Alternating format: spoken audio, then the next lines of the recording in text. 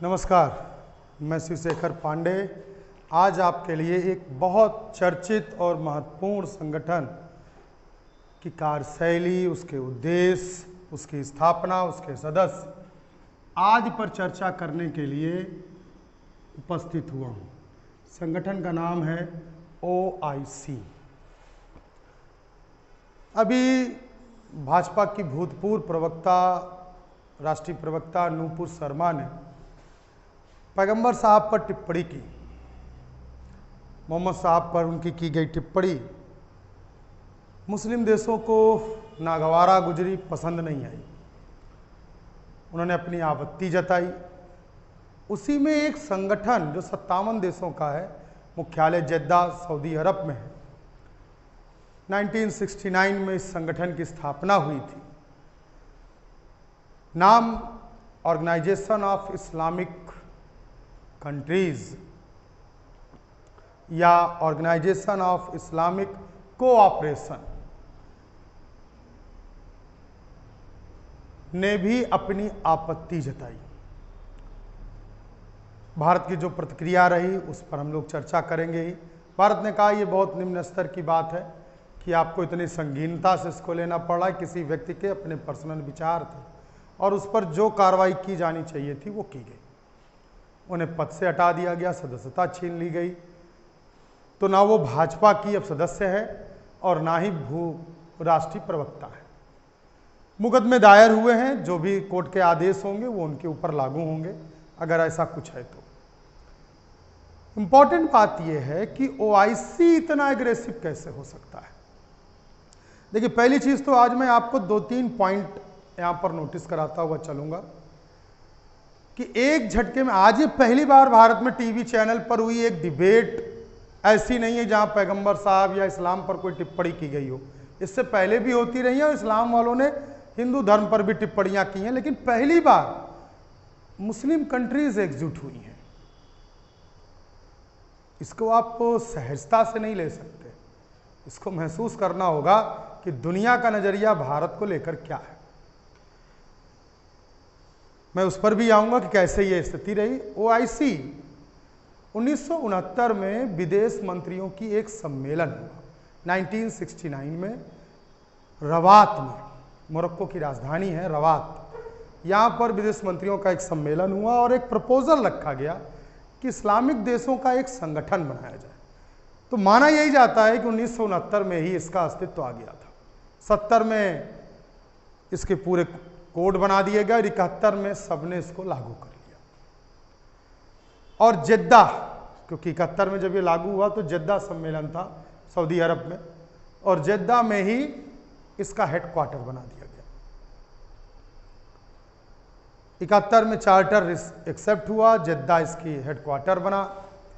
उद्देश्य था इस्लामिक कंट्रियों के बीच सामाजिक, आर्थिक, वैज्ञानिक और शैक्षिक तकनीकों का आदान प्रदान करना।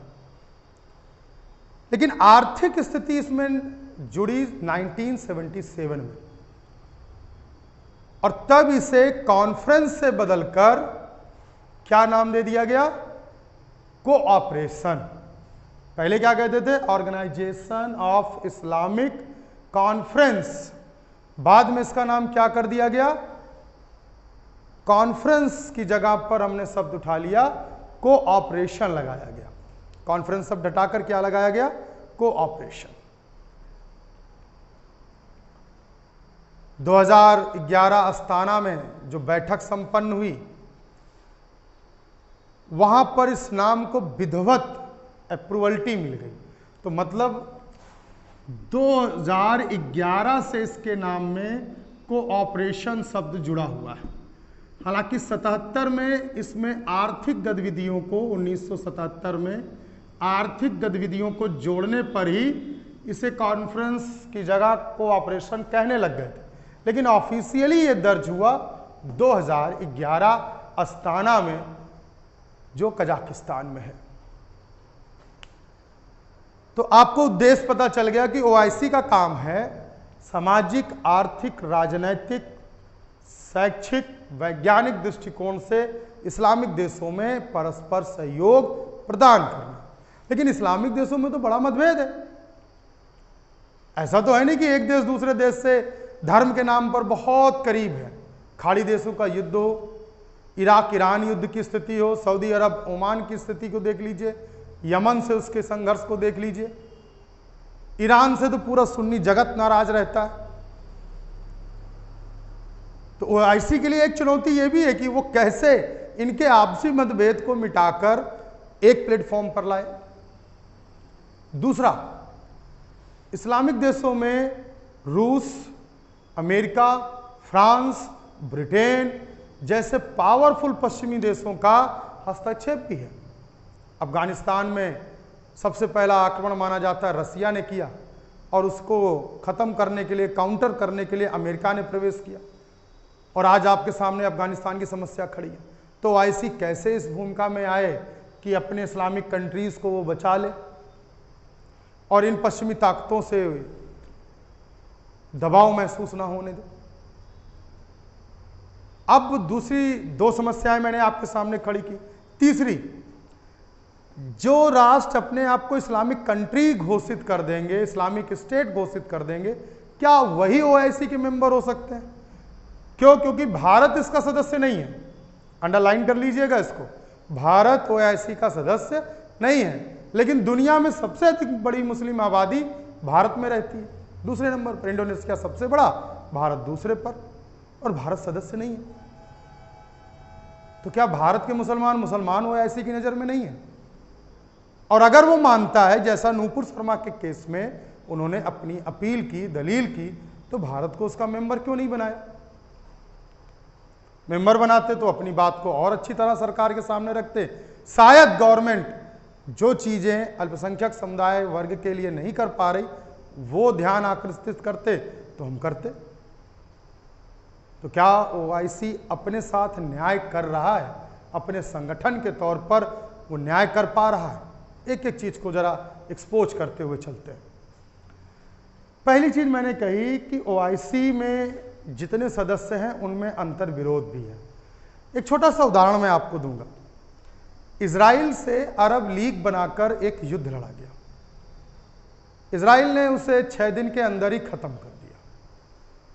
सब देश बुरी तरह पराजित हुए। मिस्र, क्योंकि इजराइल से उसकी सीमाएं टच करती हैं, इसलिए उसकी लाइब्रेरी कुछ ज्यादा चली।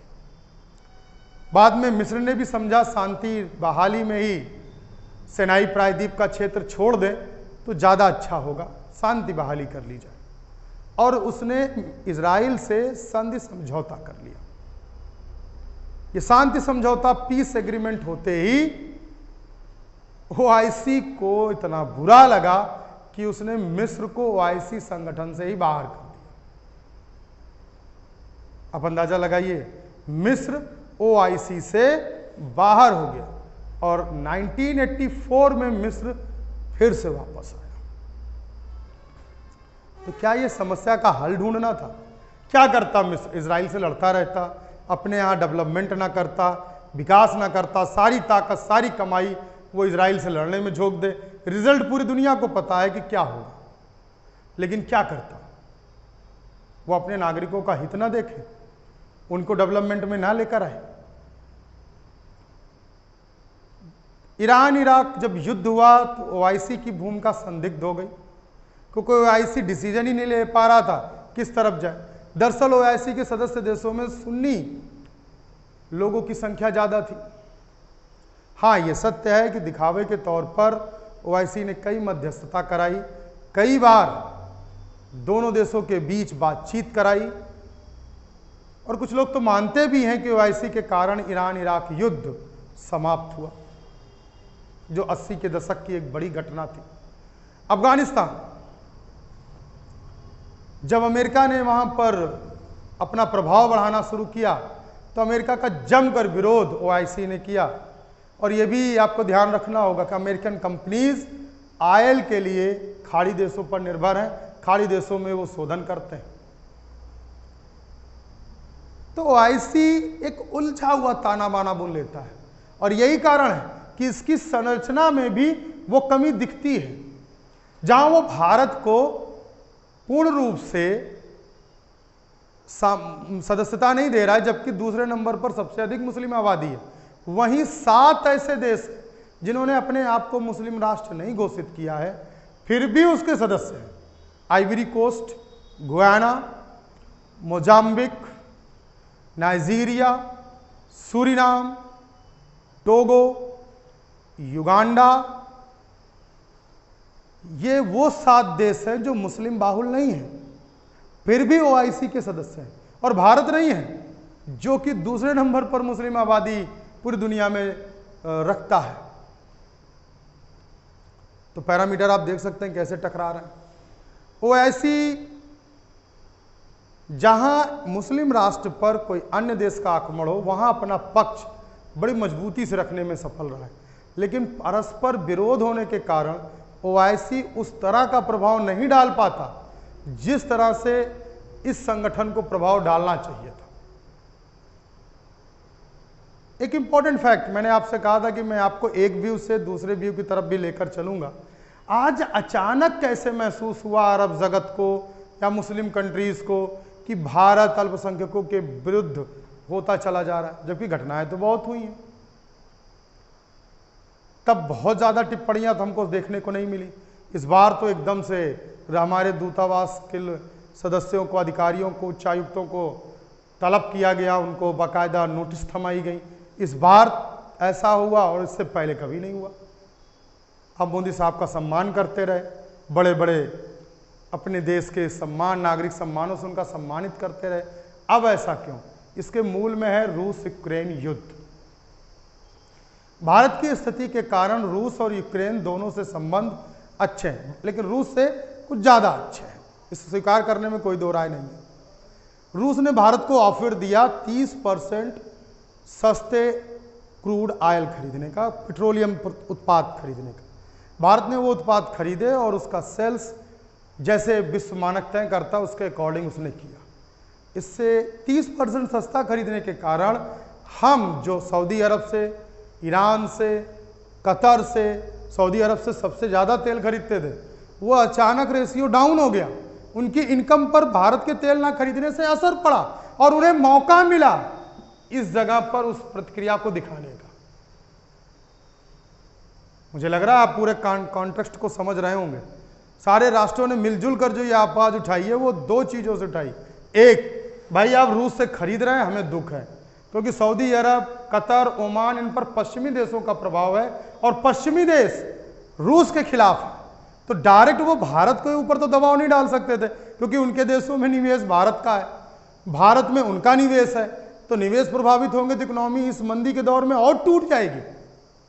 इसलिए वो डायरेक्ट हम पर नहीं कंप्लेन कर सकते थे, इसलिए उन्होंने अरब जगत का उपयोग किया हम पर दबाव बनाने के लिए इस केस में, नूपुर शर्मा प्रकरण में, जिससे भारत एकदम बैकफुट पर आएगा।